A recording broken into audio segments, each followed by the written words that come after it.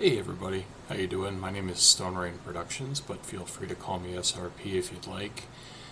And I've been working on this Sabe deck for quite a while now, and I've been waiting for it to get fully implemented on some of the online clients, but really like this deck, and the name is a little strange for those that haven't played Magic before, and I'm going to start there. I'm going to explain with that.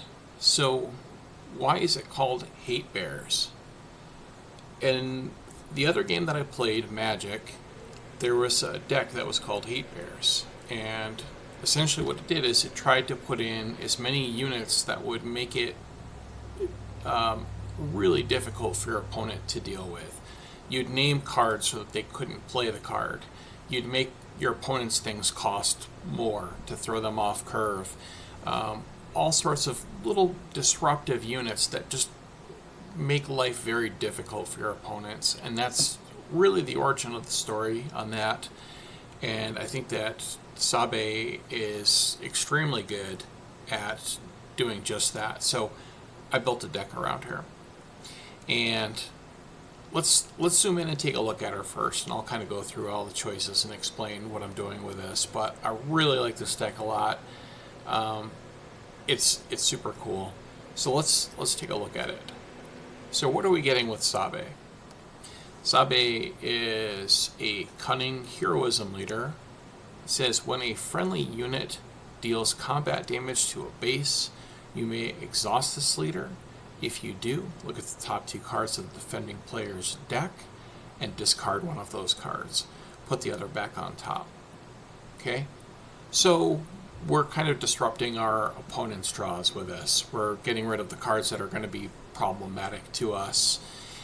And it also gives us information for some of the other cards that we're going to play as well too.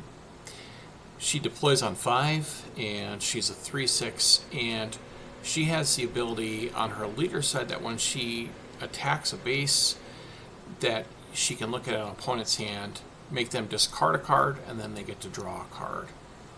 This is an information gathering leader, and I think it's pretty fantastic. And a lot of the choices that I've built are focused around that information gathering to make our opponent's life miserable. And this isn't really a control deck per se, it still has a lot of units, but it's just very frustrating to play against as an opponent. And we're using all this information to our benefit. We're going to start off with Chopper. And the reason why I chose Chopper is because of its on-attack ability. We do have a very minor Spectre theme in here, and I've been toying with getting this to 3 because I think it's definitely worth it. It's just hard to find space. This is 52 as it is right now, but Chopper's a 1/3. If you control another Spectre unit, this gains raid 1. Probably not going to get that, maybe later. But on attack, discard a card from defending player's deck. If it's an event, you get to exhaust a resource that player controls. Sometimes we can do that. So we can order our triggers so that the Sabe effect happens first. We get to look at the top 2. We can get rid of a problematic card, and then we can leave the event on top, and this will trigger and will exhaust our opponent's event. Primarily, we're just getting rid of, we want to do this so we can get rid of the other card, whatever it is. That's the trick with this. We also want to make sure that we've got good information almost all the time. So we're also running 2 copies of Jam Communications just so we can ideally see our opponent's hand on the first turn and then play something like a Chopper and go from there. That's the reason why I want us to get this to 3 if at all possible. It was just difficult finding room. But Jam Communications lets us look at our opponent's hand, and then we can discard an event from it. The success rate on this is kind of mixed in my testing, but that's not the point of it. It's really what we're playing this for is 1 cost, look at our opponent's hand, then we'll have a better idea of what we're working with and go from there. With Chopper and Sabe, it's pretty nice because we can just get rid of both of the cards and we can exhaust an opponent's resource starting as early as turn 2, which is pretty cool. Coincidentally, if we happen to have a Chopper, a Stolen Starpath unit that we can put on the Chopper, it gets even better because now we're taking a look at the top 2 cards of our opponent's deck, we're going to see cards that they are going to potentially be drawing in the future. Most likely they're going to keep the good cards. So this gives us something to play around. And this is from set 6. And this doesn't have to be on Chopper. It's also good on him because it's so early and it's a 1-drop. But Stolen Star Path unit is a 1 cost upgrade, 1/1. Gives the unit +1/+1. And attached unit gains on attack. Name a card. The defending player reveals their hand. For each card in their hand with that name, you create a spy token. So we're an information gathering deck. So this is pretty perfect for us. This usually starts to hit around the 3rd turn for the most part. We can get lucky and name something and get in with a unit and get a spy token or 2. But we start really getting a lot of extra information on turn 2, and then turn 3, this really is a big payoff for being able to see our opponent's hand and go from there. Plus, between that and the attacking, seeing the cards that they're going to be drawing, very, very helpful. I decided to run 3 copies of set 1 Leia. It's got a when played that we can either ready a resource or we can exhaust a unit. Most times when I've played her, it's been to exhaust a unit. However, there have been some turn 1 plays where I will play her, ready a resource, play a chopper, get 2 units on the board, and go from there. Lobot is really good in this deck because we need an early Sentinel to kind of clog up the ground a little bit. And Lobot happens to have grit, so it's even better. Outer Rim Headhunter, I think a lot more people are playing this card now. I think we're seeing the potential of this, but 2 cost, 1/3 space unit, raid 1. On attack, if you control a leader unit, you may exhaust a non-leader unit. It's an early space threat. It lets us exhaust an opposing unit, so it's pretty great. We just need a little bit of space presence, and I decided to go with that for our turn 1 play, and it's pretty good so far. Now with our information gathering, we've also got Regional Governor. And this is a little bit tricky because you usually don't want to blindly play this on turn 1. You want to wait till at least turn 2 where you can get an attack with something, see what's the top 2 cards, and then you can name something problematic. Or we can just do something like a Jam Communications on turn 1 and then play this on turn 2. But usually this is turn 2 or later play. And for those that have forgotten, Regional Governor from set 1 is 2 cost, 1/4 when played. Name a card. While this unit is in play, opponents can't play the name card. Key thing here, notice it says opponents can't play the name card. So if we name a card that we are running in our own deck, we can still play it. Our opponent cannot while this is in play. This is also a good unit to put the Stolen Star Path on, just because it makes it a 1/5 and a 2/5, and that is just really tough to get off the board. And with us being able to somewhat control what our opponent is drawing off the top of their deck, it's even better. Spark of Rebellion, since we're an information gathering deck, we want to be able to look at their hand. In between Jam Communications and Spark, we've got 5 different options to do that. This is 2 cost. We get to look at our opponent's hand and make them discard a card. Pretty simple. But again, we're an information gathering deck, so this fits perfectly into what we're doing. I decided to go with 2 copies of Cassian. This is a little bit of a flex spot, but it works good because we also need to replenish our hands sometimes, and this is okay at doing that. I haven't really regretted it so much because it's decent on the ground if we need to, but it's definitely much better as a pilot. It's a 3 cost, 3/4, but it has piloting of 2, and it gives the unit +1/+3. And attached unit gains on attack. Discard a card from the defending player's deck. If that card costs 3 or less, we get to draw a card. This has been pretty good at drawing a card. It's kind of hit or miss. That's why I'm saying you could switch this for something else, but it's just another way for us to. It's just a way for us to draw cards, I should say. It's not completely dependable. We could probably switch this to Ezra, and it may be better, but yeah, I still like this because it's drawing a card. Death Space Skirmisher is part of our Hate Bears strategy here, and this plays off of our turn 1 Outer Rim Headhunter. The Death Space Skirmisher is a 3-cost 3/3. When played, if we control another space unit, we get to exhaust a unit. So we're just slowing our opponent down. This deck is about information gathering and just really out-tempoing our opponent. It's really cool. It's a lot of fun to play. By all means, I really recommend it. But this is just a way to lock down something that's a problem. Sabine's Masterpiece is also extremely annoying for our opponents. 3-cost 3/3. And in this particular deck, we're going to be able to do 2 things with it. The Vigilance on attack trigger is heal 2 damage from a base, which is of course relevant.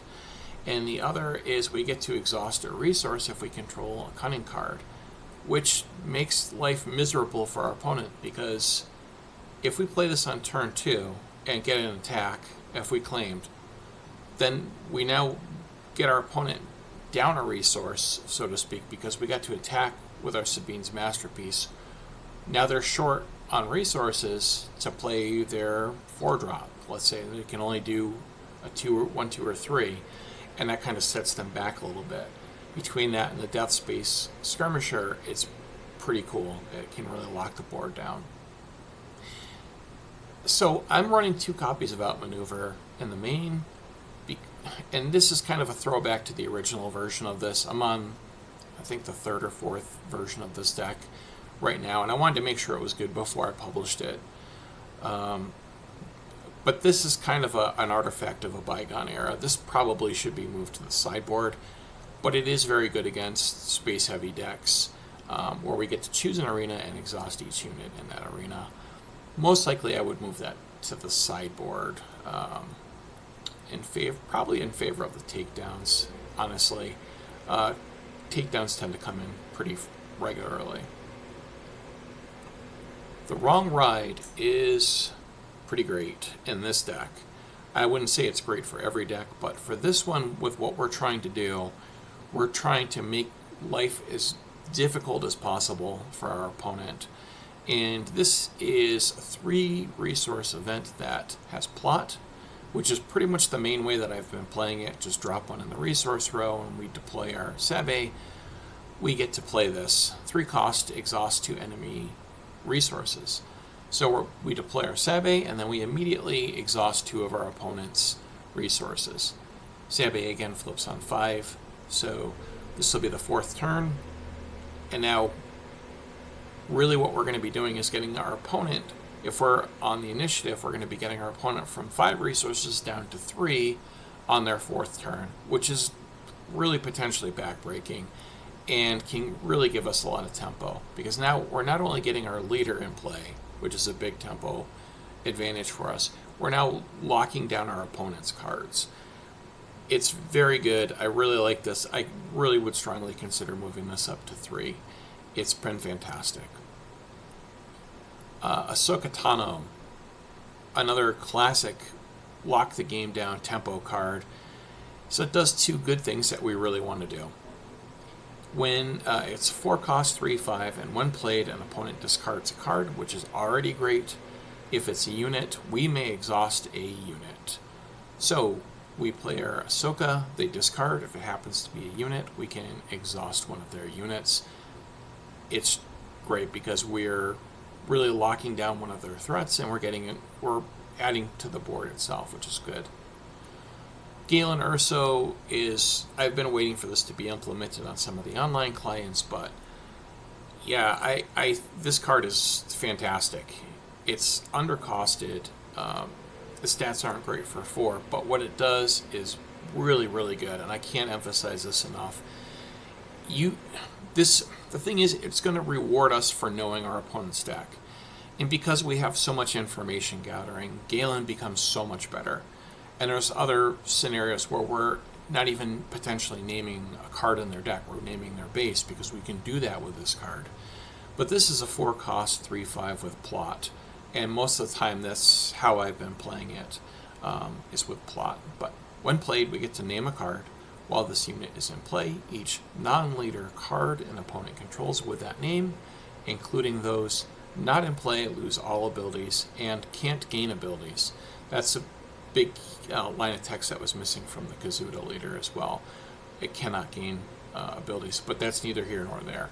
So, since we're taking a look at our opponent's hand with Jam Communications, we're looking at it with an attack and exhausting Sabe, where we're making them discard a card from their deck on an attack. We've got Spark of Rebellion.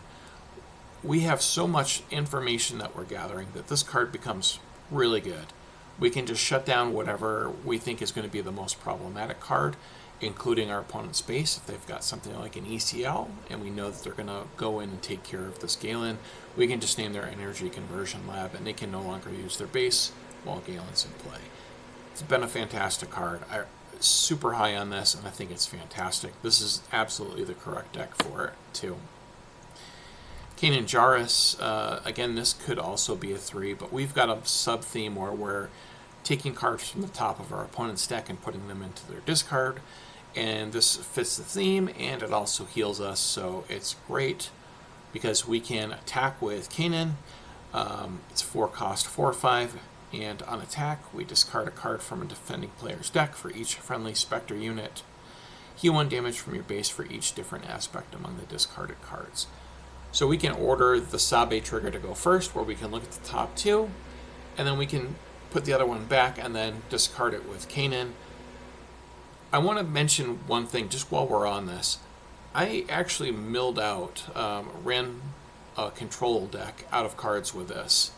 It's really fantastic, and this deck can absolutely just mill a deck out completely. It's really good.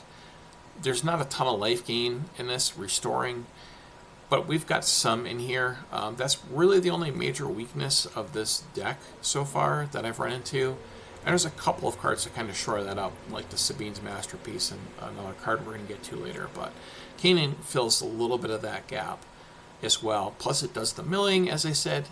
We're all about information. Kanan gives us information.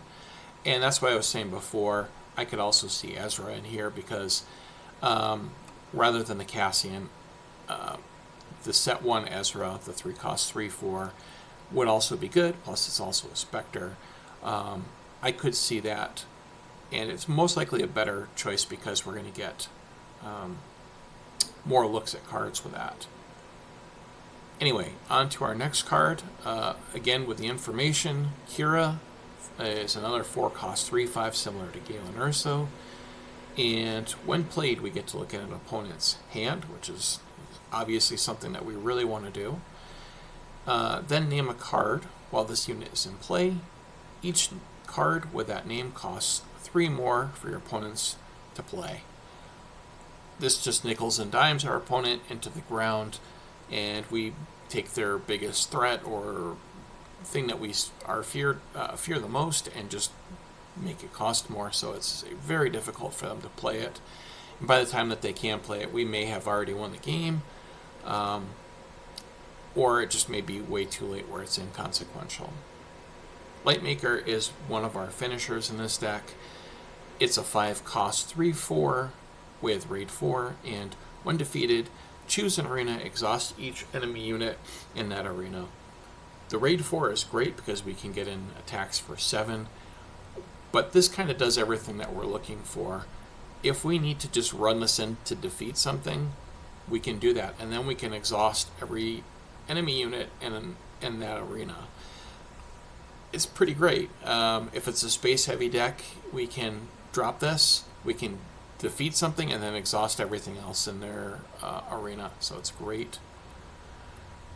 Speaking of finishers, we've got 3 copies of Luke. This is a little bit of restore, but set 1 Luke, 7 cost, 6/7, restore 3. When played, give an enemy unit -3/-3 for this phase. If a friendly unit was defeated this phase, instead give that unit -6/-6 instead. It's removal, it's life gain, it's a big body, it's just fantastic. And kind of on that theme, I'm trying Bo-Katan out, and in my games I haven't drawn her late in the game. I've resourced her before, so haven't really had a chance to try her out. But I like what she does. She kind of fits the theme, and we're really bogging things down quite a bit. So 9 cost, 8/8. When played, give each enemy unit -3/-3 for this phase. Cleans a lot of the board up when she deploys. And when an enemy unit is defeated, we get to give an experience token to a friendly unit, which is bonkers because we can turn any of our smaller cost cards, like our Galen or our Sokka, Kanan, we can just, when played, we get her in, defeat a whole bunch of units, and then just beef up our own units. So it's pretty fantastic. Definitely like this card. Do have a little bit of a sideboard built, but again, it's still a little bit in flux. It's not completely done. I would say this is probably about 85% complete at this point, but I just wanted to get something out now so that you guys could take a look at it. Speaking of really annoying options, Eye of Aldani, if you haven't seen it from Secrets of Power, 1 cost. At the start of the next action phase, for each enemy unit, its controller must pay 1 or exhaust that unit. Okay, so let's think this through. Let's say our opponent's got 3 units on board, just as an example. We play this, they now either have to pay 3 resources or exhaust, or they could pay any number of resources, but if let's say they don't. Now they have to exhaust 3 resources. So they're either exhausting their resources, which makes it so they can't play something that turn, or they're exhausting their units, and we don't take damage from those 3 units. It's just a win either way. We're either slowing them down a bunch, or we're not taking damage, or somewhere in between those two things. It's really good. Faith in Our Friends could probably be taken out. This is kind of an artifact of a bygone version of this set, version 2, I believe. Yeah, this is version 4. But it's still good, and we get to look at the top 3 cards of our deck, draw a card, and then we can disclose Cunning, Cunning, Cunning, Heroism, Heroism, and then if we do, we create 2 spy tokens. It's just good. Blue Ace for a little bit more space-heavy decks, 4 cost, 4/5 with Ambush, and on attack, ready an exhausted enemy unit. So it's overpowered for a 4/5 with Ambush and space, and it readies an opponent's exhausted unit. This is very seldom bad. Most times the thing that you want to defeat, you can just ready it and defeat it with Blue Ace. It's really good. This Chemogia Heavy Fighter, I like it still. I think it's worthy of 1 spot because it fits what we're trying to do. 4 cost, 3/4 when played. We get to do 3 indirect damage, and each unit that gets damaged in this way, we exhaust it with the effect of the Chemogia Heavy Fighter. We've got 2 copies of Takedown if we need to be a little bit more controlling. We could switch this to Vanquish. It's okay either way. It's just some form of removal. And 1 card I will say that I have gotten, and I may bump this up in the sideboard, is Tobias Beckett, because it's really good in this deck. My only concern is that there weren't enough non-unit cards in here to make it effective. But we now have, that's 2, 4, 7, 9, 11. We've got 11, so it's borderline playable at the moment. I guess that's one more than, I'd say it's playable. 4 cost, 4/5 with Smuggle, and Smuggle cost has Vigilance in it. And when played, when you play a non-unit card, you may exhaust a unit that costs the same or less than that card you played. Use this ability only once each turn. So it's particularly good with something like a Takedown or something that costs a little bit more. But it's really good at getting rid of some smaller units that you may not want to have around. I definitely like this. It's especially good with Wrong Ride, because at that point, if we've got our Beckett out and then we play our leader and Wrong Ride and exhaust, now we could potentially exhaust something else. And if we're bogging them down anyway, it kind of just makes sense. And that is our Sabe deck. And I really like this one quite a bit. Been having a lot of fun testing it. And I really recommend you give it a try for sure. So before I walk out the door, just wanted to say thanks for all your support, but really could use any subscriptions, so please consider subscribing. Definitely would very, very much appreciate it. Still under 100 subs, and we're just about 2 months into content creation. So the growth has been nice for the channel, but definitely could use some more. If you could help me out, I would really, really appreciate that. Also, likes, if you could like this, maybe share, definitely would go a long way. Either way, I really appreciate you stopping by, taking a look at this, and I hope that you like it, and I hope you try it, and I'd be curious to see what you think. Feel free to stop back by and leave a comment with things that you liked or didn't like, or things that you would change. But either way, my friends, may the force be with you. I hope that you have a great day. Be well, my friends.